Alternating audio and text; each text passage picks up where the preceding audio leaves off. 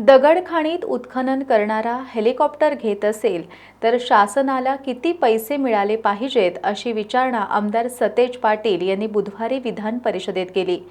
कोल्हापूर जिल्ह्यामधील हातकणंगले तालुक्यातील टोप आणि कासारवाडीच्या हद्दीत डोंगर रांगात मोठ्या प्रमाणात अनधिकृत उत्खनन केलं जात असल्याकडे त्यांनी सरकारचं लक्ष वेधलं। महसूल विभागाच्या अधिकाऱ्यांना हे उत्खनन नजरेस पडत नाही का? महसूल विभागाच्या अधिकाऱ्यांनी डोळ्यांवर पट्टी बांधली आहे का असे सवाल उपस्थित करत आमदार सतेज पाटील यांनी अनधिकृत उत्खनन करणाऱ्यांकडून सरकारनं रॉयल्टी वसूल करावी अशी मागणी केली। यावर उत्तर देताना महसूल मंत्री चंद्रशेखर बावनकुळे यांनी राज्यात ज्या ठिकाणी अनधिकृत उत्खनन सुरू असेल तिथं त्यांच्यावर कारवाई केली जाईल अशी ग्वाही दिली आहे। महत्त्वाचा प्रश्न आहे आणि मंत्री महोदयांनी उत्तर दिलेलं आहे। ज्या खाणी काढलेल्या असतात त्याचं संगोपन किंवा त्याच्यात काय करणं। कोल्हापूरमध्ये कोल्हापूर महापालिकेने इथं इनर्ट मटेरियल टाकण्यासाठी परवानगी घेतली, MPCB कडनं वगैरे परवानगी घेतली, परंतु स्थानिक विरोध असल्यामुळे थोडं ते मागं पडलं। हा एक भाग। परंतु अशा पद्धतीने इनर्ट मटेरियल टाकून या खाणी भरून घेता येईल का? कारण की त्या विना वापर आहेत। तसा एखादं धोरण आपल्याला राज्याचं करता आलं तर जेणेकरून हे इनर्ट मटेरियल, कचरा म्हणत नाही मी, कचऱ्यावर प्रक्रिया केल्यानंतरचं जे इनर्ट मटेरियल आहे ते टाकायचं। कोल्हापूरमध्ये तशी आम्हाला परवानगी मिळाली, परंतु स्थानिक विरोध झाल्यामुळे ते शक्य होऊ शकलं नाही। दुसरा माझा स्पेसिफिक मुद्दा सभापती महोदय आहे की या खाणी बंद करताना मागची रॉयल्टी भरली आहे का नाही बघून घ्या। आता कोल्हापूरमधलं एक उदाहरण आहे, गट नंबर 144, 4 लाख ब्रास तिथनं त्या ठिकाणी काढलं असं तहसीलदारांची आकडेवारी, परंतु दबावानं 96,000 वरच ते प्रकरण मिटवलं गेलं। म्हणजे 100 कोटीची जवळजवळ रॉयल्टी विकली अशा बातम्या वर्तमानपत्रामध्ये वाचल्या। आणि रॉयल्टी ज्यांनी खाण घेतली त्यांनी मधल्या कालामध्ये हेलिकॉप्टर घेतली अशा बातम्या पेपरला आल्या। मग खाण घेणारा माणूस हेलिकॉप्टर घेत असेल तर मग शासनाला किती पैसे मिळाले पाहिजेत सभापती महोदय?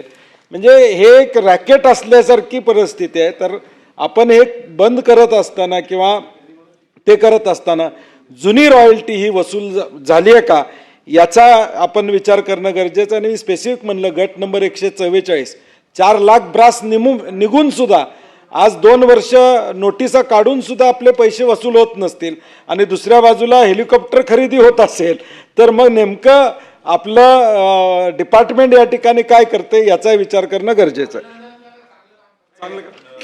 सतेज पाटीलजी, अभिनंदन पहिलं केलं। माननीय सभापती महोदय, सतेज पाटीलजींनी जो प्रश्न मांडला ना, कोल्हापूरच्या घनकचरा व्यवस्थापनाच्या माध्यमातून त्या ठिकाणी ज्या दगडखाणी बुजवणे याकरता ऑलरेडी 12 जानेवारी 2018ला जिल्हाधिकाऱ्याला जबाबदारी फिक्स केली आहे आणि अधिसूचना काढून केली आहे।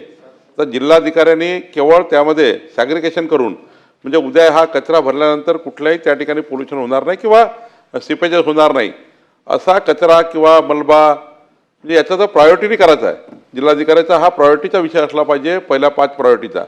त्यामुळं कोल्हापूरला हे सांगण्यात येईल की तातडीनं तुम्ही जो काही स्थानिक विरोध आहे तो विरोध तुम्ही संपवून ही एक दगडखाण जी आहे ती लेवल केली पाहिजे। त्या ठिकाणी कुठले ॲक्सिडेंट होणार नाहीची काळजी, म्हणजे आता याचा आम्ही मॅन्डेटरीच करतो आहे।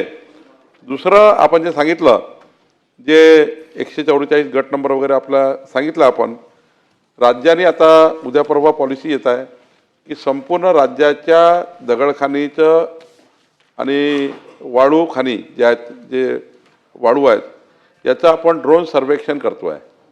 ज्यांनी संपूर्ण ड्रोन सर्वेक्षण महाखनिजच्या ॲपला जोडलं जाणार आहे। म्हणजे ड्रोनवाला एखाद्या वेळी काही मॅनेज करू शकला तर मॅनेज करू शकणार नाही।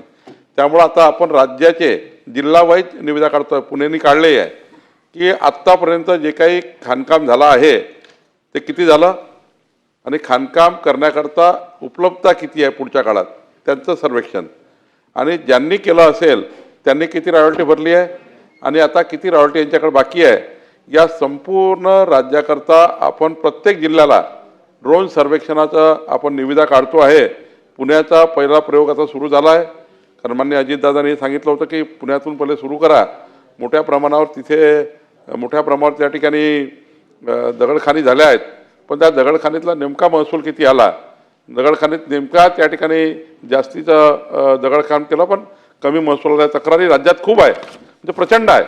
आमच्या नागपूर जिल्ह्यातही आहे, कोल्हापूरमध्ये आहे, सर्वीकडेच आहे। हे रायगड पासून तर रत्नागिरीपर्यंत सारीकडे डोंगराच्या डोंगर खोदून काढलेले आहेत खडसे साहेब.